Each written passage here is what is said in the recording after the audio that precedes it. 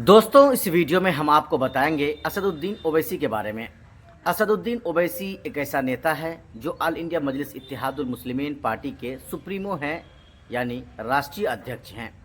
असदुद्दीन ओवैसी हैदराबाद के कई बार के वो पहले विधायक रहे थे और कई बार से अब तो वो सांसद भी हैं।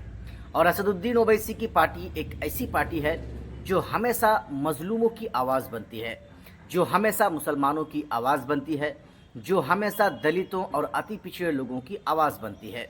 ऐसी पार्टी का होना हिंदुस्तान के अंदर बेहद ज़रूरी है और काफ़ी ज़रूरी है।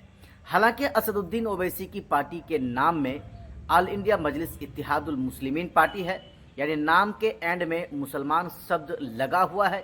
यही वजह है कि ऑल इंडिया मजलिस इत्तेहादुल मुस्लिमीन पार्टी को कुछ लोग मुसलमानों की पार्टी समझता है, कुछ लोग ये कहता है कि ये बीजेपी का एजेंट है, बीजेपी की बी टीम है।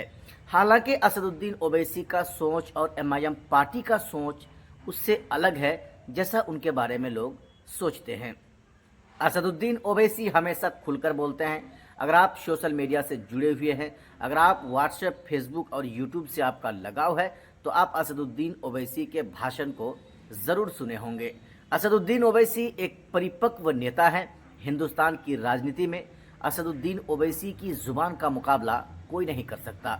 हालांकि हिंदुस्तान की राजनीतिक में कोई ऐसा चेहरा नहीं है, नेता नहीं है जो ओवैसी की ज़ुबान का मुकाबला कर सके, जो ओवैसी की बातों का जवाब दे सके। और असदुद्दीन ओवैसी एक ऐसा नेता है जो हिंदुस्तान के तमाम जो राजनीतिक पार्टियां हैं, तमाम पार्टियों के तमाम बड़े बड़े नेताओं के हर सवाल का जवाब उनकी ज़ुबान पर है। असदुद्दीन ओवैसी हिंदुस्तान में कोई ऐसी आवाज़ नहीं है जिस आवाज़ को वो अपनी आवाज़ नहीं समझता है। कुल मिलाकर अगर ये कहा जाए कि असदुद्दीन ओवैसी एक बहुत बड़ा हिंदुस्तान की राजनीति का चेहरा है, तो ये गलत नहीं होगा। ऑल इंडिया मजलिस इत्तेहादुल मुस्लिमीन पार्टी के इकलौते अभी वो एमपी बचे हैं। इससे पूर्व इम्तियाज़ जलील साहब औरंगाबाद ज़िला से सांसद हुआ करते थे पिछले 5 साल के लिए, लेकिन इस बार 2024 में वो लोकसभा का चुनाव हार गए हैं। उसके बाद से असदुद्दीन ओवैसी अकेले पड़ चुके हैं और हिंदुस्तान की पार्लियामेंट के अंदर अकेले दहाड़ते हैं।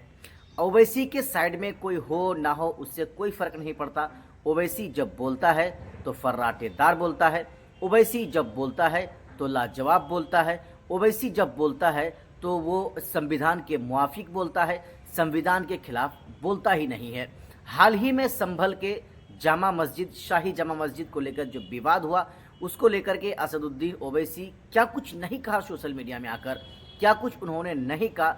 उन्होंने यहाँ तक कह दिया कि शाही जामा मस्जिद के सामने जो पुलिस चौकी बन रही है वो वक्फ बोर्ड की ज़मीन है और वक्फ बोर्ड की ज़मीन पे ये पुलिस चौकी बन रही है। ये बिल्कुल गैर कानूनी है और ये सही नहीं है, लेकिन ये नरेंद्र मोदी और योगी आदित्यनाथ के द्वारा किया जा रहा है, बनाया जा रहा है।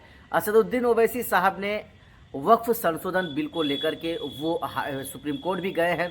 सुप्रीम कोर्ट का वो दरवाज़ा भी खटखटाया है, जिसमें उन्होंने कहा है कि वक्फ संशोधन बिल एकदम पास नहीं होना चाहिए। अगर वक्फ संशोधन बिल पास हो जाएगा तो फिर मुसलमानों के पास उनके आबा व अजदाद की ज़मीनें नहीं रहेंगी, जो बड़ी बड़ी जो मस्जिदें थी वो नहीं रहेंगी, जो बड़े बड़े मदरसे थे वो नहीं रहेंगे, जो बड़े बड़े कब्रिस्तान थे जहाँ पर अपने मैयत को दफनाया मुसलमान करते थे, वो मुसलमानों के पास से छिन जाएगा।